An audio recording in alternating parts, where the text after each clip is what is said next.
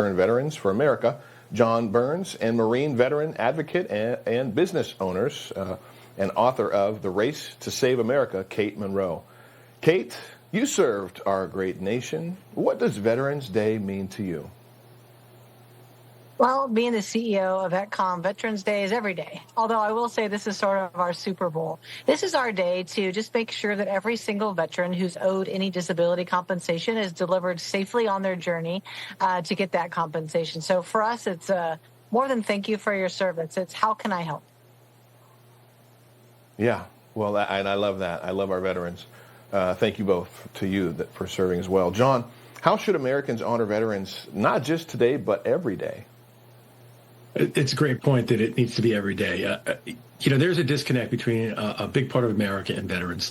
In the past with conscription, with a smaller population, an agrarian population, an industrial population, veterans are part of society. As we've grown apart, as a society, become more divided, serving in the military has become like a family business almost. And those families tend to live in the South. They tend to live in the Midwest and the West.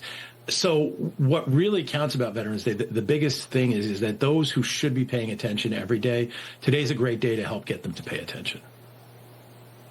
Yeah, today is exactly a day that everybody should be paying attention and honoring our veterans. Kate, what does true service look like beyond the battlefield? I just actually gave this speech yesterday to about 500 Marines in 1st Battalion on Camp Pendleton, and I said, you know what? You don't have to leave the mission behind the gate. You actually need to carry it forward. We don't disappear, we evolve.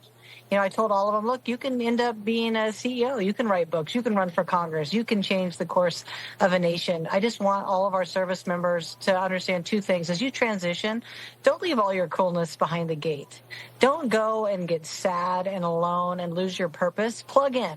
Come join VetCom. We have a Skill Bridge program. If you're a veteran watching me right now and you don't have everything you're owed, we would love to see you over at vetcom.us because today's your day. Don't go into another year not getting what you are owed, not feeling like the champion and absolute incredible hero that you are.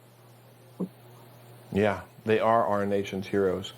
John, with the government shutdown ending, Senate appropriations, they've unveiled a $153 billion bill for veterans and for military construction. The legislation includes $133 billion for the VA and $115 of that for VA medical care. How important are these funds for your fellow servicemen and women?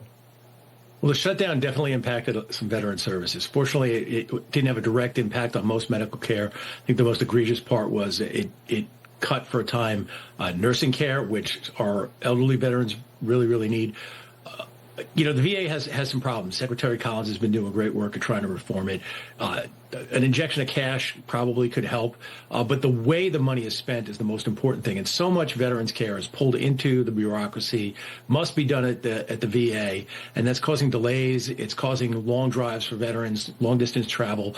With mental health and the suicide crisis, the epidemic there, it's incredibly difficult to get timely care, and yet the VA often insists that veterans stay within their region, stay within their state, that they wait for the VA to assign care. And we're talking about people in crisis, people who are on the edge of killing themselves, and asking them to wait 14, 19, 45 days when the VA could simply send them to community care. And it's on the law, it's on the books, the laws are on the books to make them do that, and yet they need one more law to force them to follow their own rules. Yeah, it's crazy how that works, that they need laws to follow the rules.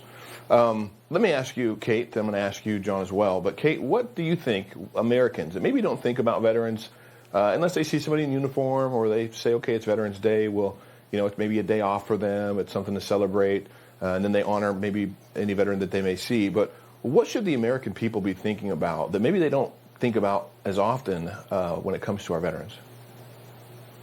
I think they should think that freedom isn't free, and it's become a very cheap slogan to say thank you for your service, because most veterans don't really know what to do with that in the first place.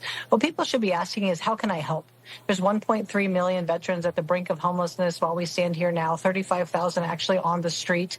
50% of veterans are underemployed. So what you really need to do is maybe become a Skill Bridge company, employ these veterans, give them purpose, give them that team that they need to plug back in so that they have some self-worth, because really as a country, it's easy for us to just have a parade and then carry on until next year. Meanwhile, 364 days a year, thank you for your service, isn't cutting it. It is not helping people at all. Yeah, well, I really appreciate that. That's something extra I can add to my my way of honoring when I see somebody is, how could I help you? Anything I could do, as well as I always ask, can I pray for you? So I can pray for you for. John, what message do you want Americans want to leave with Americans on this Veterans Day? Well, as we talk about the divisiveness in this country, I think whether you are a Trump supporter, whether you're very conservative, you're liberal, and you're protesting, it's veterans that gave you the right to take that stand. It's veterans that gave you the right to keep exercising that voice. As Kate knows, when we were in the Marine Corps, there was no black, there was no white, there was dark green, and there was light green, and other shades of green, and we came together. And the American people need to follow that example of the Marine Corps and the rest of the military to come together. We're not always going to agree on what the solutions should be, but we mostly agree on what we want to actually see happen at the end of the day for Americans to live in peace and harmony and prosperity. Yeah, I think that's what most Americans want. We want peace, harmony, prosperity, and we definitely want freedom. And for that, God bless our veterans. John Burns, Kate Monroe, God bless you both. Thank you for joining the Pulse this evening, and happy Veterans Day. Thanks, David.